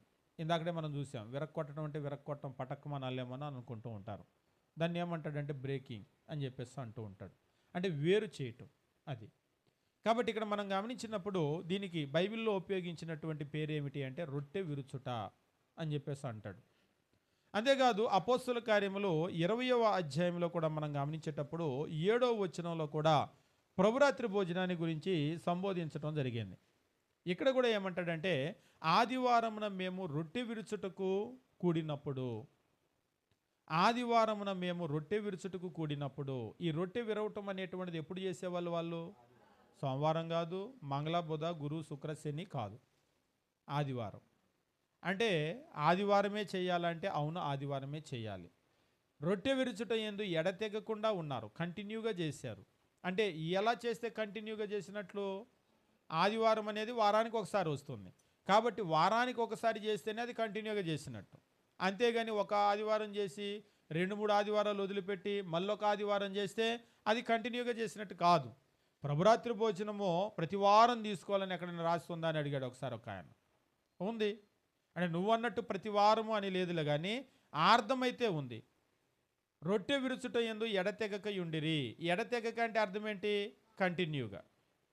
అక్కడ కాపండి. అది 20వ అధ్యాయం 7వ వచనంలో ఆదివారమున మేము రొట్టె విరుచుటకు కూడినప్పుడు, ఎప్పుడు విరిచారు వాళ్ళు? ఆదివారం. ఇందాక మనం చూసినట్లుగా 2:42లో ఎడతెక్కకుండా కంటిన్యూగా చేశారు.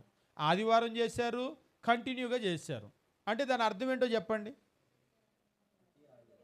ఆదివారం చేశారు, కంటిన్యూగా చేశారు. ఈ రెండిటిని బట్టి చెప్పండి. పోనీ అర్థం కాలేదు, ఇప్పుడు కూడా అనుకుందాం. బ్యాంకుకి వెళ్ళాం, ఆదివారం సెలవు అని రాశారు. ఏ ఆదివారం సెలవు అని అడుగుతారా? లోపలికి వెళ్ళి ఎవడరా నువ్వు అంటారు. అవునా కాదా? ఆదివారం సెలవు అంటే దాని అర్థం ఏంటి? ఆదివారం ఎప్పుడు వస్తుందో అప్పుడు సెలవే. ఇంకా ఏమండి ఆదివారం సెలవు అన్నారు కానీ 1వ ఆదివారమా, 2వ ఆదివారమా, 3వ ఆదివారమా, 4వ ఆదివారమా, క్లారిటీ అక్కడ మీరు రాయలేదని అనరు. ఎందుకంటే ప్రతి ఆదివారం అయితే ఇక ప్రతి అనే పదం అవసరం లేదు. ఉదాహరణకి 2వ శనివారం సెలవు అని అంటారు. ఎందుకు? ఏదో ఒక శనివారం కాబట్టి అప్పుడు చెప్పాలి. ప్రతి వారం అయితే చెప్పాల్సిన పని లేదు. బ్యాంక్ దగ్గరికి వెళ్తే ఆదివారం సెలవు రాస్తాడు, మనకు అర్థమైద్ది. స్కూల్ దగ్గరికి వెళ్తే ఆదివారం సెలవు అంటారు, ఏ ఆదివారం అని అడగం, మనకు అర్థమైద్ది. ఇక్కడికి వచ్చేసరికి మన తెలివితేటలు బయటకు వస్తాయి. ఇక్కడ అర్థం కాదు, ఇక్కడ అడుగుతూ ఉంటాం ఏ ఆదివారం రాయలేదు కదా అని. కాబట్టి మనం గమనించవలసిన విషయం ఏమిటంటే ఆదివారమున మేము రొట్టె విరుచుటకు కూడి ఉండగా, రొట్టె విరుచుట యందు ఎడతెక్కకుండా ఉన్నారు, కంటిన్యూగా చేశారు. కాబట్టి ఆదివారం చేశారు, కంటిన్యూగా చేశారు అనే విషయాన్ని మనం గమనిస్తే పిల్లలకు కూడా అర్థమవుతుంది. అది ప్రతి ఆదివారం అనే అర్థమే వస్తుందని. ప్రతి అనే పదం ఉందా అని అంటారు. ప్రతి అనే పదం అనేటువంటిది ప్రతి ఆదివారం చేయాల్సినప్పుడు అవసరం లేదు. లోకంలో కూడా ఆదివారం సెలవు అంటాడు, ప్రతి అని అనడు, మనకు అర్థమవుతుంది. ఎప్పుడో ఒక 2వ శనివారం సెలవు అయితే రాయాలి. అదే మళ్ళీ ప్రతి శనివారం సెలవు అనుకోండి, శనివారం సెలవు అంటాడు అంతే. ఏదో ఒక శనివారం కాబట్టి 2వ శనివారం అని అంటూ ఉంటాడు. కాబట్టి మనం గమనించేటప్పుడు కూడా మనం చూసినట్లయితే ఇక్కడ ఈ రొట్టె విరవటము అనేటువంటి కార్యక్రమము, దానికి రొట్టె విరుచుట అనేటువంటి పేరు పెట్టబడినట్లుగా బైబిల్లో మనం చూస్తూ ఉంటాం. కొరింథీయులకు రాసినటువంటి మొదటి పత్రిక 10వ అధ్యాయం మనం గమనించేటప్పుడు 16-17 వచనాలు మనం చూసినట్లయితే ప్రభురాత్రి భోజనానికి ఉపయోగించినటువంటి మరి యొక్క పేరుని ఇక్కడ మనం చూస్తూ ఉంటాం. కొరింథీయులకు రాసిన మొదటి పత్రిక 10వ అధ్యాయము 16 మరియు 17 వచనాలు. మనం దీవించు ఆశీర్వచనపు పాత్రలోనిది త్రాగుట క్రీస్తు రక్తములో పాలు పుచ్చుకొనుటయే గదా. మనము విరుచు రొట్టె తినుట క్రీస్తు శరీరంలో పాలు పుచ్చుకొనుటయే కదా. మనము విరుచు రొట్టె అని చెప్పేసి అంటున్నాడు. మనం విరుచు రొట్టె అంటే ఇక్కడ మనం గనక చూసినట్లయితే మనం విరిచేటువంటి రొట్టె, దీన్ని మీరు కనుక గమనించినట్లయితే బ్రేకింగ్ ఆఫ్ బ్రెడ్ అని చెప్పేసి అంటూ ఉంటాడు. బ్రేకింగ్ ఆఫ్ బ్రెడ్ అంటే రొట్టె విరవటము అనేటువంటి దాన్ని మనం చూసినప్పుడు ఇక్కడ తెలుగులో రొట్టె విరుచుట అని అదే పదం ఉపయోగించాడు, కానీ మీరు ఆంగ్లంలో కనుక గమనించినట్లయితే కమ్యూనియన్ అని చెప్పేసి అంటాడు. మనకి రొట్టె విరవటము అదే పదం ఉపయోగించాడు, కానీ మీరు ఆంగ్లంలో కనుక చూసినట్లయితే దాన్ని కమ్యూనియన్ అని చెప్పేసి అంటూ ఉంటాడు. ఒకవేళ మీరు వివిధ పదాలు బ్రేకింగ్ ఆఫ్ బ్రెడ్ అని, లేదంటే కమ్యూనియన్ అనేటువంటి పదమో, లేదా లార్డ్స్ టేబుల్, ప్రభు బల్ల. ప్రభు బల్ల అంటే అది ఆయన సొంతమైన బల్లని కాదు. బల్ల అంటే ఒక్కోసారి బల్లారాధన అని అంటారు, అంటే బల్లను ఆరాధించడం కాదు. బల్లారాధన అంటే రొట్టె ద్రాక్ష రసం అని చెప్పేసి, అంటే రొట్టె విరవటము అన్నా కానీ, లేకపోతే బల్లారాధన అన్నా కానీ. ఒకసారి బల్ల విరవటం అన్నాడు ఒక ఆయన. బల్ల విరవటం అంటే బల్లని ఇరక్కొట్టడం అని కాదు. అంటే ఆ బల్ల మీద ఉన్నటువంటి రొట్టెని విరవటం అని చెప్పేసి, మేము బల్ల విరుస్తామండి అని చెప్పేసి అంటే లోకంలో ఉన్న వాళ్ళకి ఏంటి వీళ్ళు క్రైస్తవులు బల్లలు కుర్చీలు విరగొట్టుకుంటారు ఆదివారం అన్నట్టుగా కూడా అనుకుంటారేమో. కానీ బల్ల విరవటం అంటే మనకు అర్థమైపోతుంది, బల్ల ఆరాధన అన్న మనకు అర్థమవుతుంది, రొట్టె విరవటం అన్న కానీ మనకు అర్థమవుతుంది. కాబట్టి క్రొత్త నిబంధనలో మనం గమనించినప్పుడు వివిధ రకాలైనటువంటి పేర్లతో దాన్ని పిలవటం అనేటువంటిది జరిగింది. కాబట్టి ప్రభురాత్రి భోజనము అనేటువంటిది ఏమిటి అంటే, ప్రభురాత్రి భోజనం అనేటువంటిది ఒక జ్ఞాపకార్థం. అది ఎవరిని జ్ఞాపకం చేసుకునే కార్యక్రమం, ఇటువంటివి బైబిల్లో ఉన్నాయా జ్ఞాపకాలు చేసుకోవటం అంటే ఉన్నాయి. బైబిల్లో మనం చూసినప్పుడు పాత నిబంధన చరిత్ర నుంచి కనుక చూసినట్లయితే జ్ఞాపకార్థాలు దేవుడే ఇచ్చాడు. లోకంలో ఎలాగైతే విగ్రహాలు వగైరా పెడతారో వాళ్ళకి ఇచ్చినటువంటి పండగలైతేనేమి, వాళ్ళు కొన్ని సందర్భాల్లో పెట్టుకున్న రాళ్ళైతేనేమి, ఇంకా అనేక సందర్భాల్లో కూడా దేవుడు జ్ఞాపకార్థాలను వాటికి ఏర్పాటు చేశాడు. వాటిని గుర్తు చేసుకోవాలని దేవుడు కోరుకున్నాడు. ప్రభురాత్రి భోజనము కూడా క్రీస్తు పొందినటువంటి శ్రమలు మరలా మరలా మరలా మరలా మనం జ్ఞాపకం చేసుకోవాలని దేవుడు ఏర్పాటు చేశాడు. ఇందాకడ చెప్పినటువంటి మాటను బట్టి ప్రతి వారము కూడా ప్రభురాత్రి భోజనంలో పాల్గొనాలి. అంటే ప్రతి వారము కూడా మనం ప్రభువుని జ్ఞాపకం చేసుకోవాలి. ప్రభు యొక్క శిలువ మరణాన్ని, శ్రమల్ని జ్ఞాపకం చేసుకోవాలి. ప్రతి వారము కూడా ప్రభు యొక్క శిలువ, ఆయన యొక్క శ్రమలను మనం జ్ఞాపకం చేసుకోవాలి. ప్రశ్న ఏమిటంటే, ప్రతి వారం మనం జ్ఞాపకం చేసుకుంటున్నామా? నిజంగా రొట్టె తీసుకున్నప్పుడు ఆయన పొందినటువంటి ఆ శ్రమలన్నీ మన మనసులోకి వస్తున్నాయా? ఉదాహరణ కిందాడు చెప్పాను, ఒక్కలమే కూర్చొని నవ్వుకుంటాం, ఏంటంటే ఏదో గుర్తొచ్చింది, అంతే కదా. ఒకసారి ఒక్కలమే కూర్చొని బాధపడుతూ ఉంటాం. మీకు ఒక విషయం చెప్తాను. పెళ్ళిళ్ళు జరిగేటప్పుడు కెమెరామ్యాన్ని పెడుతూ ఉంటారు, ఫోటోలు తీయిస్తూ ఉంటారు, వీడియో తీయిస్తూ ఉంటారు, చూస్తూ ఉంటారు కదా. చచ్చిపోయినప్పుడు ఎప్పుడైనా బరీల కార్యక్రమానికి వెళ్ళేటప్పుడు ఫోటోగ్రాఫర్ని పెట్టగా చూసారా మీరు? ఒకసారి ఒక ఆయన అంటున్నాడు, అందరి మొహాలు ఇప్పుడు ఫోటోలు తీయాలి, ఎవరి మొహం వాళ్ళకి చూపించాలి, ఆ లేడు మొహం ఎట్లా ఉంటుందో వాళ్ళకి చూపించాలి అంటున్నాడు. నవ్వేటప్పుడు ఎవరైనా ఫోటో తీసుకుంటారు. నిజంగా అక్కడికి వెళ్ళినప్పుడు, ఆ శవం దగ్గర ఉన్నప్పుడు, లేదా ఏడ్చేటప్పుడు నిజంగా ఒక ఫోటో తీశారనుకోండి, ఆ ఫోటో తీసి వాట్సాప్ గ్రూప్లో పెట్టారనుకోండి, ఎలా ఉంటుంది?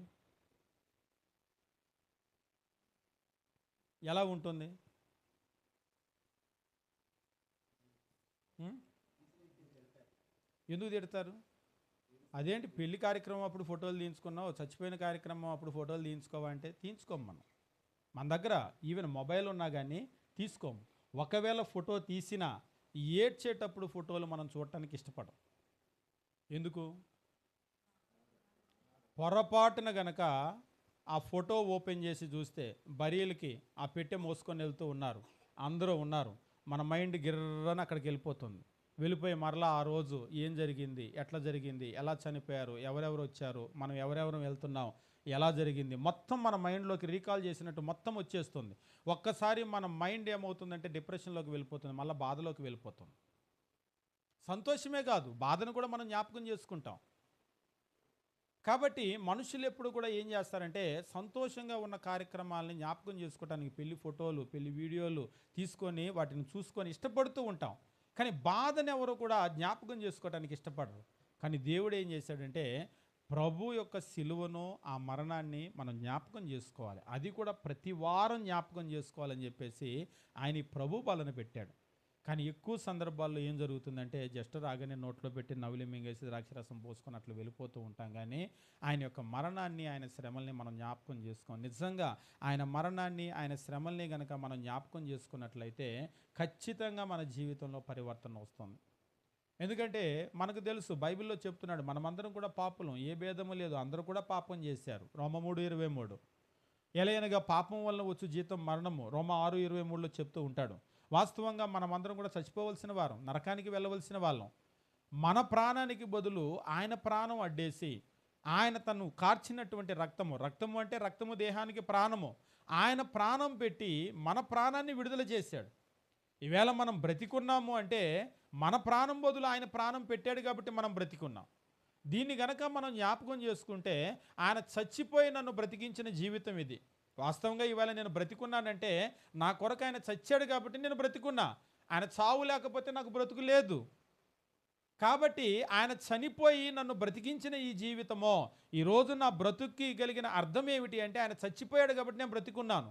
అని గనక మనం జ్ఞాపకం చేసుకుంటే, నా ఇష్టానికి నేను డబ్బు కొరకో, నా ఇష్టానికి నేను సినిమాలు చూసుకుంటానో, సీరియళ్ళు చూసుకుంటానో నేను బ్రతకలేను. ఎందుకంటే ఈ జీవితం నాది కాదు. ఆయన చనిపోయి మనల్ని బ్రతికించినటువంటి జీవితం.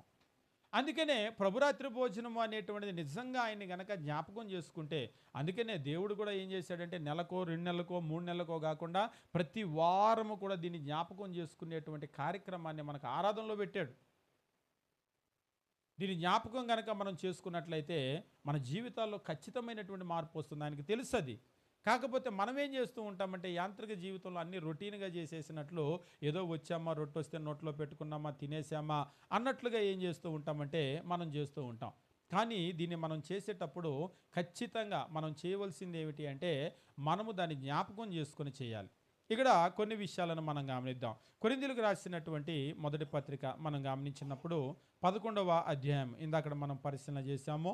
11వ అధ్యాయం మనం గమనించేటప్పుడు 27వ వచనము మనం చూసినట్లయితే, కాబట్టి ఎవడు అయోగ్యముగా ప్రభు యొక్క రొట్టె తినునో లేక ఆయన పాత్రలోని త్రాగునో వాడు ప్రభు యొక్క శరీరాన్ని గురించి రక్తాన్ని గురించి అపరాధి అవుతాడు.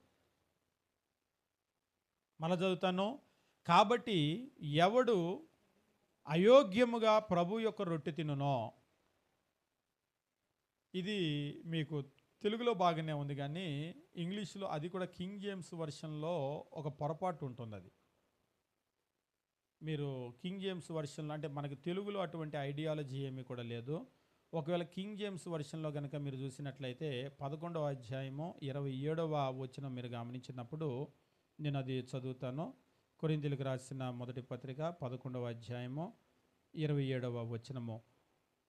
Wherefore whosoever shall eat this bread and drink this cup of the Lord unworthy, అయోగ్యముగా గనక దాన్ని తింటే, అయోగ్యంగా తింటామంటే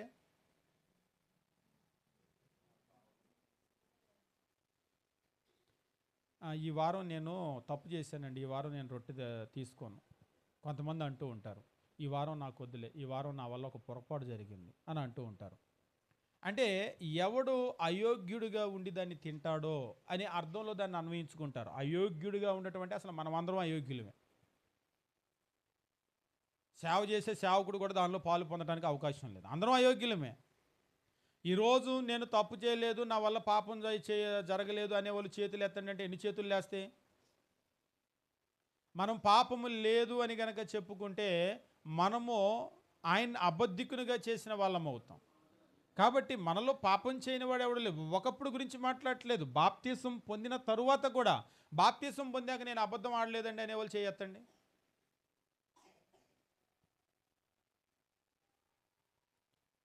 బాప్తీసం పొందిన తర్వాత నేను అబద్ధం ఆడలేదు అనేవాళ్ళు చేయొత్తండి అంటే ఒక చేయి కూడా లేవదు, నాది కూడా లేవదు. అని మీరు అబద్ధాలు ఆడతారని నన్ను అనొద్దు, మీరు ఆడతారు. మేము ఒక్కలం ఆడటం కాదు. కొన్ని సమయాల్లోనో సందర్భాల్లోనో కొన్నిసార్లు తెలుసు, కొన్నిసార్లు తెలియకో జరుగుతూ ఉన్నాయి మన వల్ల పొరపాట్లు. కాబట్టి అయోగ్యముగా నువ్వు తీసుకోకూడదు అంటే, అయోగ్యుడిగా ఉంటే తీసుకోకూడదు అంటే అసలు ఎవడు యోగ్యుడు కాదు. మరి దేని గురించి మాట్లాడుతున్నాడు అంటే ఎవడు అయోగ్యముగా, మనకు తెలుగులో చాలా క్లియర్గానే ఉంది ట్రాన్స్లేషన్ మీరు చూడండి. కాబట్టి ఎవడు అయోగ్యముగా ప్రభు యొక్క రొట్టె తినునో అంటే దాన్ని తినేటప్పుడు అయోగ్యంగా తినటము. తినేటప్పుడు అయోగ్యంగా తినటం అంటే నువ్వు ఎట్లా తినాలో దేవుడు చెప్పాడు, నన్ను జ్ఞాపకం చేసుకోవటానికి ఇందులో పాలు పొందు అని. కాబట్టి నువ్వు జ్ఞాపకం చేసుకోకుండా గనక తింటే నువ్వు అయోగ్యంగా తిన్నట్లే. అంటే ఆయన చెప్పిన విధంగా నువ్వు తినలేదు. అది ఎట్లా తినాలో ఆయన చెప్పాడు. ఎట్లా తినాలది? ఆయన నన్ను జ్ఞాపకము చేసుకుంటకు దీనిని చేయుడి అని అన్నాడు. అంటే ప్రభువుని జ్ఞాపకము చేసుకోవటానికి మనం రొట్టె తినాలి, ద్రాక్షరసం మనము త్రాగాలి. మనం ఒకవేళ జ్ఞాపకం చేసుకోకుండా వచ్చింది కదా అని నోట్లో పెట్టి నవిలి మింగేసాం, వచ్చింది కదా అని ద్రాక్షరసం నోట్లో పోసేసుకున్నాం, జ్ఞాపకం చేసుకోలేదు అంటే ఆయన చెప్పినట్లుగా మనం చేయలేదు. ఇది అయోగ్యత. ఈ అయోగ్యతను గురించి మాట్లాడుతున్నాడు. ఈ అయోగ్యంగా పాలు పొందటం అనేటువంటిది ఎంత ప్రమాదకరం అంటే 27వ వచనం, కాబట్టి ఎవడు అయోగ్యముగా ప్రభు యొక్క రొట్టె తినునో లేక ఆయన పాత్రలోని త్రాగునో, అంటే ఈ అర్థంలోనే చెప్పాడా ఇది అన్నాడు ఒకసారి ఒక ఆయన. పోనీ ఈ అర్థంలోనే చెప్పాడని మేం చెప్పటం కాదు, పై వచనం చదువు. పై వచనం చదివితే 26 ఏమన్నాడు? మీరు 25-26 ఆ ప్రకారమే భోజనమైన పిమ్మట ఒక పాత్రను ఎత్తుకొని ఈ పాత్ర నా రక్తం వలన క్రొత్త నిబంధన మీరు దీనిలోనిది త్రాగునప్పుడెల్లా నన్ను జ్ఞాపకం చేసుకుంటకై దీన్ని చెయ్యండి అని చెప్పాడు. మీరు ఈ రొట్టె తిని ఈ పాత్రలోనిది త్రాగునప్పుడెల్లా ప్రభు వచ్చు వరకు ఆయన మరణాన్ని ప్రచురిస్తారు. కాబట్టి ఎవడు అయోగ్యముగా ప్రభు యొక్క రొట్టె తినునో లేక ఆయన పాత్రలోని తాగునో వాడు ప్రభు యొక్క శరీరాన్ని గురించి రక్తాన్ని గురించి అపరాధి అవుతాడు. ప్రభు శరీరాన్ని గురించి ప్రభు రక్తాన్ని గురించి అపరాధి. ఈ కాంటెక్స్ట్లోనే చెప్తున్నాడు, నన్ను జ్ఞాపకం చేసుకోవటానికి చేయండి. ఒకవేళ జ్ఞాపకం చేసుకోకుండా కనుక అది తినేసి అది త్రాగితే ఆయన శరీరాన్ని గురించి ఆయన రక్తాన్ని గురించి మనం అపరాధి. అంటే దాని విషయంలో మనం పొరపాటు చేశాం, అపరాధం చేశాం. కింది వచనంలో మనం గమనించినట్లయితే కాబట్టి ప్రతి మనుషుడు తను తాను పరీక్షించుకోవాలి, అలాగూ చేసి ఆ రొట్టె తిని ఆ పాత్రలోంది త్రాగాలి. మీరు కొన్ని చర్చిల్లో కనుక చూసినట్లయితే ప్రభురాత్రి భోజనం దగ్గర సేవకుడు పోలీస్ మ్యాన్ డ్యూటీ చేస్తాడు. నేను చెప్పింది మీకు అర్థమైందా? పోలీసులు ఎలాగైతే నువ్వు కరెక్టేనా, నువ్వు దొంగవా, నువ్వు మంచోడువా అన్నట్లుగా వాళ్ళు చూసినట్లు ఈ అయ్యగారు ఏం చేస్తాడంటే, ఈ వారం నువ్వు బాగున్నావా, లేదు నువ్వు మొన్న పొరపాటుగా మాట్లాడేవాళ్ళు, నువ్వు బాగున్నావా అని వాళ్ళు ఎవరు బాగున్నారో పోలీస్ మ్యాన్ డ్యూటీ చేసి వాళ్ళు బాగున్నారు అనుకున్న వాళ్ళకి రొట్టె ద్రాక్షరసం ఇస్తారు. బాగలేదు అని వాళ్ళు అనుకున్నా నీకు ఇవ్వటం కుదరదమ్మా, నువ్వు ఈ వారం నువ్వు మొన్న అలా మాట్లాడావు, నువ్వు వాళ్ళని తిట్టావంట, వీళ్ళని ఇలా చేసావంట, నువ్వు తీసుకోవటానికి లేదని అంటూ ఉంటారు. అక్కడ అసలు మనకి పోలీస్ మ్యాన్ డ్యూటీ ఎవరిచ్చారు? ఎవరు పరీక్షించమన్నారు? అక్కడ సేవకుడికి ఏమైనా పరీక్షించే బాధ్యత చెప్పాడా? కాబట్టి ప్రతి మనుషుడు తను తాను పరీక్షించుకోవాలి. ఇది మన పక్కన వాళ్ళకి ఇవ్వలేదు, సేవకుడికి కూడా ఇవ్వలేదు. మనల్ని పరీక్షించుకునే బాధ్యత దేవుడు మన మీదే పెట్టాడు. ఇక్కడ ఒక విషయం నేను చెప్పి ముందుకెళ్తాను. అదేమిటి అంటే, క్రీస్తు సంఘాల్లో కూడా బయట ఎక్కడైనా బాప్తిసం పొంది అన్యులు వచ్చినప్పుడు మనం రొట్టె ద్రాక్షరసం ఇవ్వచ్చా అని కొందరు అడుగుతూ ఉంటారు. రొట్టె ద్రాక్షరసం ఇవ్వచ్చా, మనం ఇవ్వకూడదు కదా అని. అవును, ఇవ్వకూడదు, నిజమే. అయితే మనం ఆపగలమా అది? పోనీ ఇక్కడ సంఘం 50 మంది ఉన్నారు, అందరి మొహాలు మనకు తెలుసు, కొత్త వాళ్ళు ఎవరో వస్తే తెలుసు, వాళ్ళు తీసుకుంటుంటే మీరు బాప్తిసం పొందారని అడుగుతారు. సంఘం 500 మంది ఉన్నారు. ఇప్పుడు పోలీస్ మ్యాన్ డ్యూటీ చేయగలమా? అందరం మొహం చూసి మనం ఇవ్వగలమా? సంఘం 1000 మంది ఉన్నారు, మన వల్ల అవుతుందా? అందుకనే దేవుడు ఆ బాధ్యత మన మీద పెట్టలేదు. మనం ఏం చేస్తామంటే ఇక్కడి నుంచి అనౌన్స్ చేస్తాం. అనౌన్స్ చేసిన తర్వాత ఇది ఇలా చేయాలి, ఇది వీలు తీసుకోవాలి అనేటువంటిది మనం చెప్తూ ఉంటాం, అంతే. కాబట్టి మరి వాళ్ళు తీసుకుంటే అని అంటే, ఒకవేళ వాళ్ళు గనక తీసుకుంటే వాళ్ళ విషయంలో అది ఒక సాధారణమైనటువంటి రొట్టె, అంతకుమించి ఏమి కూడా ఉండదు. జ్ఞాపకము చేసుకోవటం అనేది ముఖ్యమైన కార్యక్రమం. అందులో వాళ్ళకేం తెలుసు జ్ఞాపకం చేసుకోవటానికి అది. కాబట్టి మనము ఎప్పుడైతే దాన్ని జ్ఞాపకం చేసుకొని దాన్ని తీసుకుంటామో దానివల్ల ఫలితం అనేటువంటిది మనకు కలుగుతుంది. ఒకవేళ జ్ఞాపకం చేసుకోకుండా తీసుకుంటే ఏమన్నా ప్రమాదమా, ఇబ్బంది అంటే ఖచ్చితంగా ఇబ్బందే. దేవుడు ఏమంటున్నాడంటే, మనం ఎప్పుడైతే అయోగ్యముగా ప్రభు రొట్టె తింటామో లేక ఆయన పాత్రలోని తాగుతామో వాడు ప్రభు యొక్క శరీరాన్ని గురించి రక్తాన్ని గురించి అపరాధి అవుతాడు. కాబట్టి మనం అపరాధులం అవుతాం. కాబట్టి ప్రభురాత్రి భోజనం తీసుకునేటప్పుడు ఖచ్చితంగా మనం ఏం చేయాలంటే, నన్ను జ్ఞాపకము చేసుకుంటూ ఇలాగూ చేయుడి అన్నట్లుగా ఆయన జ్ఞాపకం చేసుకోవటానికి అందులో పాలు పొందాలి. ఎట్టి పరిస్థితుల్లో జ్ఞాపకం చేసుకోకుండా హడావుడిగా నోట్లో పెట్టేసుకొని త్రాగేసి మింగేసి ఆమెనని చెప్పి వెళ్ళిపోయేది కాదు. కొందరైతే ఏం చేస్తూ ఉంటారంటే, ప్రభురాత్రి భోజనము అనేది ఆరాధనలోనే అతి ముఖ్యమైనటువంటి విషయము. అందుకని ఆరాధన అంతా ఎక్కొట్టి ఎక్కడికైనా పనికి వెళ్ళిపోయినా కానీ ఫోన్ చేసి, అయ్యగారు నేను ఊర్లో లేను, కొంచెం రొట్టె ద్రాక్షరసం పక్కన పెట్టండి, సాయంత్రం వచ్చి తీసుకుంటా అంటారు. ఈ సేవకులు కూడా ఏం చేస్తారంటే, వాళ్ళు ఆరాధనకి రాకపోయినా రొట్టె ద్రాక్షరసం మాత్రం పట్టుకొని వెళ్ళి ఇస్తూ ఉంటారు. రొట్టె ద్రాక్షరసం ఒకటే ఆరాధన. క్రొత్త నిబంధన ఆరాధనలో ఎన్ని అంశాలు ఉన్నాయి? 5 అంశాలు ఉన్నాయి. ఏమేంటి? ప్రార్థన, పాటలు, వాక్యము, ప్రభురాత్రి భోజనము, కానుకలు. ఇందులో ఇదొక్కటే స్పెషల్ అని ఏమైనా చెప్పాడా? మనం అనుకుంటున్నాం కానీ అదొక్కటే స్పెషల్ అని ఏం చెప్పలేదు. ప్రార్థన ఎంత ముఖ్యమో, పాటలు ఎంత ముఖ్యమో, వాక్యం ఎంత ముఖ్యమో, ప్రభురాత్రి భోజనము అంతే ముఖ్యమో, కానుకలు అంతే ముఖ్యమో. ఏది ఎక్కువ కాదు, ఏది తక్కువ కాదు.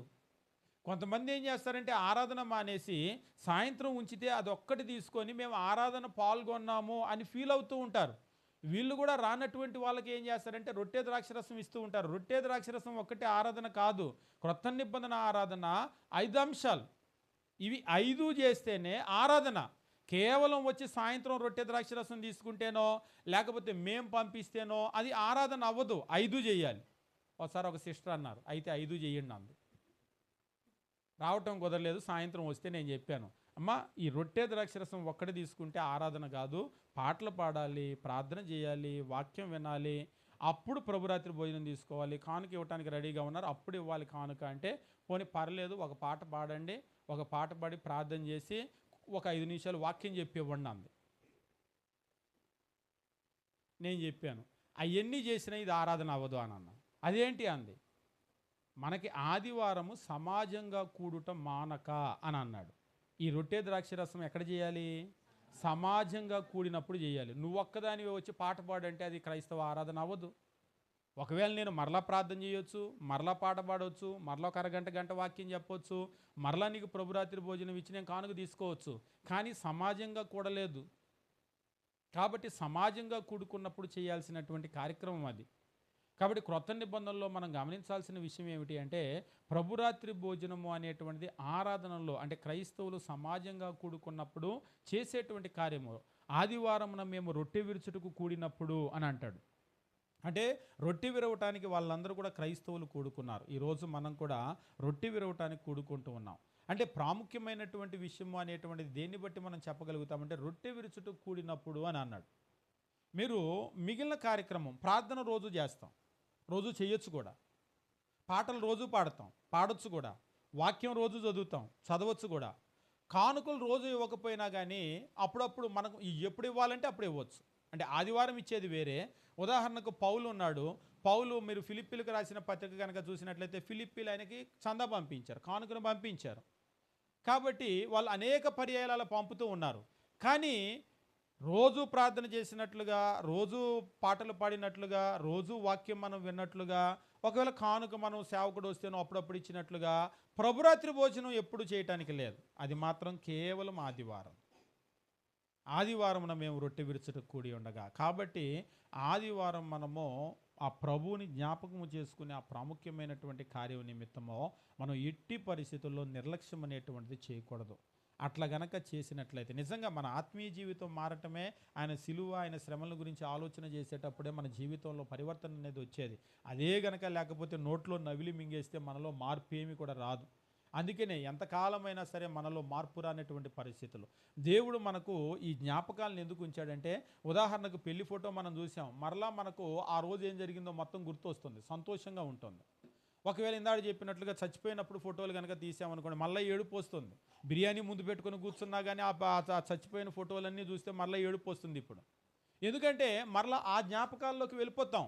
దేవుడు మనల్ని ఏం కోరుకుంటున్నాడంటే, ఆదివారము మనం ఆ జ్ఞాపకంలోకి వెళ్ళాలి. ఆ జ్ఞాపకంలోకి వెళ్ళే మనము ఇంటికి వెళ్ళాలి. అంతేగాని ఆ జ్ఞాపకంలోకి కనుక వెళ్ళకపోతే ఆదివారం ఆరాధనలో ఆ ప్రభురాత్రి భోజనానికి అర్థం అనేటువంటిదే ఉండదు. కాబట్టి మనం తీసుకునేటప్పుడు ప్రభురాత్రి భోజనం అనేటువంటిది ఎట్లా మనం తీసుకోవాలి అంటే, అయోగ్యంగా తీసుకోకూడదు. ఏమిటి అయోగ్యము? తప్పు చేయటమా, పాపం చేయటం అంటే దాని గురించి మాట్లాడలేదు. తప్పు పాపం అయితే అందరూ చేస్తూ ఉంటారు, అసలు ఎవరూ రొట్టె ద్రాక్షరసమే తీసుకోకూడదు. ఈ యోగ్యత అనేటువంటిది ఏంటంటే, నన్ను జ్ఞాపకం చేసుకోవటానికి ఇలా చేయమన్నాడు కదా, ఆ జ్ఞాపకము చేసుకొని కనుక చేస్తే ఆయన చెప్పినట్లుగా యోగ్యంగా తీసుకున్నట్లు. అలా గనక జ్ఞాపకం చేసుకోకపోతే అది అయోగ్యంగా తీసుకున్నట్లు అనేటువంటి విషయాన్ని తెలియజేస్తున్నాడు. ఇక చివరిగా నేను తెలియజేసే విషయం ఏమిటి అంటే, 11వ అధ్యాయం 26వ వచనం మనం గమనించినప్పుడు, కొరింథీయులకు రాసిన మొదటి పత్రిక, మీరు ఈ రొట్టెను తిని ఈ పాత్రలోని త్రాగునప్పుడెల్లా ప్రభువు వచ్చు వరకు ఆయన మరణాన్ని ప్రచురించుదురు. ప్రభురాత్రి భోజనము అనేటువంటిది ఒక మెమోరియలే కాదు, ఒక ప్రొక్లమేషన్, ఒక ప్రకటన. ఏం ప్రకటన? మనము ఆయన వచ్చే వరకు ఆయన మరణాన్ని మనం ప్రచురిస్తూ ఉన్నాం. అంటే ప్రభురాత్రి భోజనంలో మనం పాల్గొంటున్నాము అంటే క్రీస్తుని మనం నమ్మాము, ఆయన మరణించాడు అనేటువంటిది మనం నమ్మాము. నమ్మటం మాత్రమే కాదు, మనం దాన్ని మనం ప్రపంచానికి ప్రకటిస్తూ ఉన్నాం. కాబట్టి ప్రభురాత్రి భోజనంలో పాలు పొందటము అనేటువంటిది ఒకటి జ్ఞాపకార్థము, 2 ప్రచురించటము. కాబట్టి అందులో పాల్గొనటం ద్వారా మనం ఏం చేస్తూ ఉంటామంటే క్రీస్తు రెండో రాకడ వరకు ఆయన యొక్క మరణాన్ని ప్రపంచానికి మనము ప్రచురం చేస్తూ ఉన్నాం. మా ప్రభు చనిపోయాడు, మా ప్రభు ఇలాగా మానవుల పాపాల కొరకు మరణించాడు అనేటువంటి దాన్ని మనం ప్రచురిస్తున్నాం. అంతే కదా, మనం నమ్మాం కాబట్టి అందులో పాల్గొంటున్నాం. ఇదంతా ఒట్టిదే అని చెప్పేసి అంటే అందులో పాల్గొంటామా? కాబట్టి అందులో పాల్గొంటున్నాము అంటేనే మనం దాన్ని నమ్మాము. ఆయన మన పాపాల నిమిత్తం మరణించాడు, మన కొరకు శ్రమ పెట్టబడ్డాడు అనేటువంటి దాన్ని మనం నమ్మాం. కాబట్టి ఇందులో మనం గమనించవలసిన విషయం ఏమిటి అంటే ప్రభురాత్రి భోజనము అనేటువంటిది మనం ఎవరం కూడా చులకనగా దానిలో మనం పాల్గొనకూడదు, అయోగ్యంగా పాల్గొనకూడదు. అయోగ్యంగా గనక పాలు పొందినట్లయితే మనం శిక్షార్హులం అవుతాం. ఇందులో మనం గమనించిన ముఖ్యమైన విషయం ఏంటంటే ప్రభురాత్రి భోజనం ఒకటే ఆరాధన కాదు, ఇంటికి తీసుకొని రండి అంటారు, అది కూడా ఆరాధన కాదు. అది ఇక్కడ సందర్భం వచ్చింది కాబట్టి ఒకటి చెప్పి నేను ముగిస్తా, లేకపోతే అది కొంచెం వివాదంగా కూడా ఉంటుంది. మరి ఎవరైనా హాస్పిటల్లో ఉన్నారు, బెడ్ మీద ఉన్నారు, అప్పుడు ఏంటి అని అడుగుతారు. వాళ్ళకి ప్రత్యేకంగా మనం తీసుకొని వెళ్ళొచ్చు, అక్కడ ఒక పాట పాడవచ్చు, ఒక ప్రార్థన చేయొచ్చు. అయితే అది సంఘం కూడుకోవటం అయితే కాదు. ఒకవేళ ఇద్దరు ముగ్గురు వెళ్ళి మనం అక్కడ ఆ కార్యక్రమం జరిపిస్తాం. కానీ ఎందుకంటే ఉదాహరణకు ఒకసారి ఒకరు అడిగారు, మరి నేను హాస్పిటల్లో ఉన్నాను, బెడ్ మీద ఉన్నాను, ఈ ఆదివారం ఆరాధన చేయలేదు, ఏంటి నా పరిస్థితి, మిస్ అవ్వకూడదు కానీ. అసలైతే మిస్ అవ్వకూడదు, కానీ మిస్ అయిపోయారు. ఎందుకంటే మనకు ఆరోగ్యం ఇచ్చేది దేవుడే, అనారోగ్యంతో ఉన్నామంటే కూడా అది దేవుని చిత్తము. మిమ్మల్ని బెడ్ మీద పడుకోబెట్టింది కూడా దేవుడే. కాబట్టి దేవుడు అవకాశం ఇవ్వలేదు, అవకాశం ఇచ్చి ఉంటే ఖచ్చితంగా మీరు వచ్చి ఉండేవాళ్ళు. కాబట్టి ఇందులో మీరు బాధపడాల్సిన అవసరమే లేదు. ఒకవేళ మనకి కాలు, చెయ్యి, కన్ను, ముక్కు ఆరోగ్యం అంతా బాగుండి అప్పుడు కూడా రాకుండా మానేసే వాళ్ళు ఉంటారు, అది పూర్తిగా తప్పు అవుతుంది. ఎందుకంటే వాస్తవంగా ఆయన బెడ్ మీద ఉన్నాడు కానీ మనసంతా ఆరాధన మీదే ఉంది. ఈ వారం రాలేకపోయాను. కానీ కొందరు పరిస్థితి అట్లా ఉండదు. ఆదివారం ఆరాధన వదిలేసి పిల్లో పేరంటమో పెట్టుకుంటూ ఉంటారు, వెళ్ళిపోతూ ఉంటారు. చుట్టాలు, బంధువులు కార్యక్రమాలు వెళ్ళిపోతూ ఉంటారు, లేకపోతే ఇంకో కార్యక్రమం పెట్టుకుంటారు, వెళ్ళిపోతూ ఉంటారు. బాగా గమనించండి, ఒకవైపు ప్రభువుని జ్ఞాపకం చేసుకునే ఒక కార్యక్రమం, ఆరాధన కార్యక్రమం, రెండో వైపు పెళ్ళో పేరంటమో. ఈ రెండిట్లో ఏది ముఖ్యమంటే ఆరాధనే ముఖ్యం, అంతే కదా. మన కొరకు ఆయన ప్రాణం పెట్టాడు, మనల్ని బ్రతికించాడు, ఆయనే లేకపోతే మనకి బ్రతుకు లేదు. కానీ కొంతమంది ఆరాధన ముఖ్యం, దేవుడు ముఖ్యం, అయితే సొంత వాళ్ళ పెళ్ళి వెళ్ళకపోతే బాగోదండి అని వెళ్తారు. ఎప్పుడైతే మీరు వెళ్ళారో, ఆరాధన వదిలేశారో, నాకు దీనికంటే అదే ముఖ్యమని మీరు ప్రకటించారు ఆల్రెడీ ప్రపంచానికి. మీరు ఎప్పుడైతే దేవుణ్ణి చులకనగా చూశారో, దేవుడు కూడా మనల్ని చులకనగానే చూస్తాడు. కాబట్టి ఆదివారము ఎట్టి పరిస్థితుల్లో ఏ కార్యక్రమాలు మనం పెట్టుకోకూడదు. ఉదాహరణకు సొంత వాళ్ళ పెళ్ళి, దగ్గర వాళ్ళ పెళ్ళి ఏం చేయాలంటే మానేయండి. మనలో ప్రాణం, ఊపిరి ఉన్నంత వరకు ఈ ఊపిరి ఆయన ఇచ్చింది. ఆయన ఊపిరి ఇవ్వబట్టే కదా ఇన్ని మాటలు మాట్లాడుతున్నాం. కాబట్టి ఎంత సొంతోళ్ళు, ఎంత దగ్గర వాళ్ళైనా, అపోస్తులైన పౌలు ఒక మాట చెప్తాడు, నేను లోకము నాకు సిలువ వేయబడింది అంటాడు. ఉదాహరణకు ఒకసారి ఎవరైనా సరే పిలిచినప్పుడు కొందరు ఏమంటారంటే రత్నకిషోర్ నా పేరు. రత్నకిషోర్ అంటే రత్నకిషోర్ ఎప్పుడో చచ్చాడు పో అన్నాను అనుకోండి, అంటే దాని అర్థం ఏంటి?